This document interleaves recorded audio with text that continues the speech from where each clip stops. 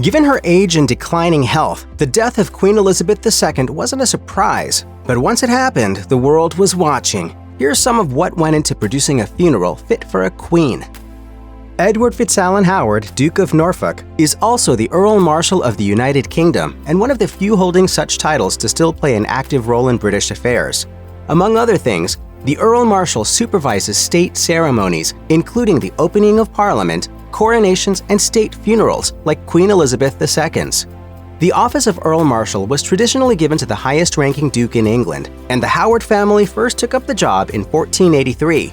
Then, in 1672, the job was permanently granted to the Norfolks, meaning they've been planning coronations and funerals ever since.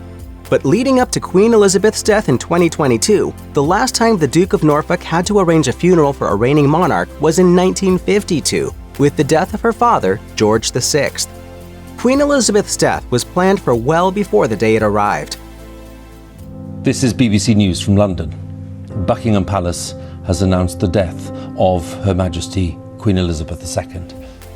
Under the vaguely Bondian codename of Operation London Bridge, most plans for the immediate aftermath of her death imagined her dying in the way she ultimately did, surrounded by family and medical staff after an illness. The process provided for the notification of the British Prime Minister and public and the transport of the Queen's body to London.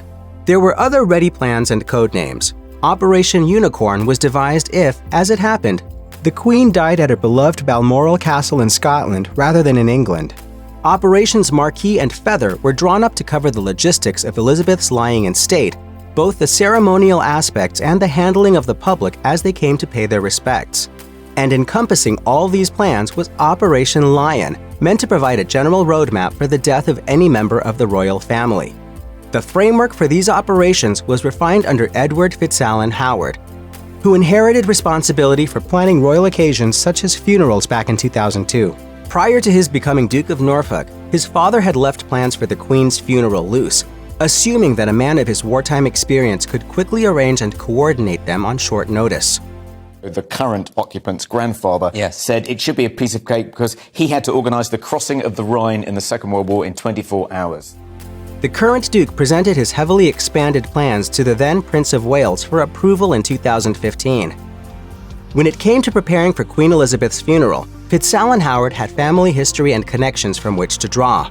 Upon becoming Duke, he consulted with Lieutenant Colonel Anthony Mather, an expert on ceremony who'd participated in the funerals of Winston Churchill and Lord Mountbatten.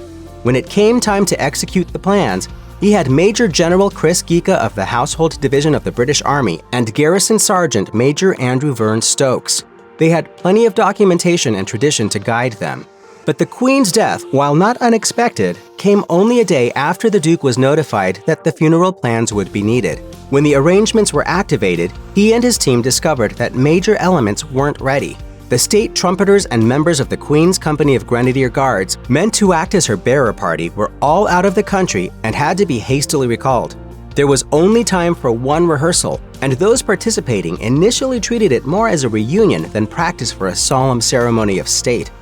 The timing of this rehearsal hasn't been shared with the public. For the military, it's not about the spectacle, it's about getting things right for Her Majesty on the day. But the rehearsal was full of disasters, and tradition could only provide so much guidance. To accommodate expected attendance, the Duke chose to move the funeral to Westminster Abbey rather than Windsor Castle. And scheduling and security meant that the Queen's body couldn't return to London from Scotland by train, which typically allows those along the route to pay their respects at stations. Managing so many dignitaries and heads of government was part of FitzAlan Howard's job as Earl Marshal, and the sheer number posed a logistical problem. The whole world is here on a scale we've never seen before. It wasn't possible, given the short time frame, to accommodate every delegation arriving and departing by their own transport. The solution? Bus them in. World leaders were obliged to share coaches to Westminster Abbey, an arrangement that allegedly upset French President Emmanuel Macron's delegation. What's wrong with the bus? So it's not like they gave him the 53 from King's Cross.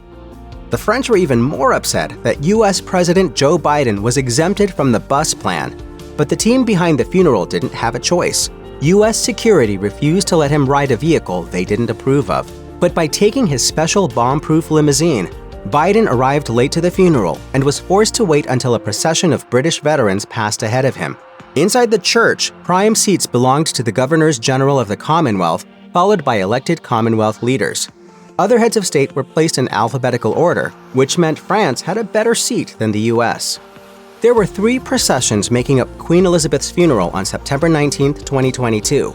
The first went by almost without a hitch. The lines behind the coffin fell off beat at one point, but managed to get back on track. I want it strong. Make it sharp. Take it on the downbeat. Ready, and 5, 6, 7, 8. The ceremony itself was well executed, though it ran long by 2 minutes. But when it came time to bear the coffin away, a miscalculation found during rehearsal came back to haunt Fitzalan Howard. The coffin was carried from Westminster on a gun carriage, pulled by sailors whose average pace was estimated at 1.5 feet. But the schedule for the funeral parades was based around a guardsman's pace of 2.5 feet, which would put the coffin well behind the front of the procession. Doesn't add up. There wasn't time to revise the schedules. All the planning team could do was hope to make up the time somewhere. The coffin ended up arriving 32 minutes late to the hearse that would take it to Windsor Castle. When talk began that the last leg of the funeral would have to be delayed by a half hour, the Duke took charge. At his insistence, a lunch break was cut short. He herded the front marchers, some of whom hadn't had a bathroom break, back into place as the hearse arrived. Back on schedule, the last parade took off and arrived at Windsor Castle on time.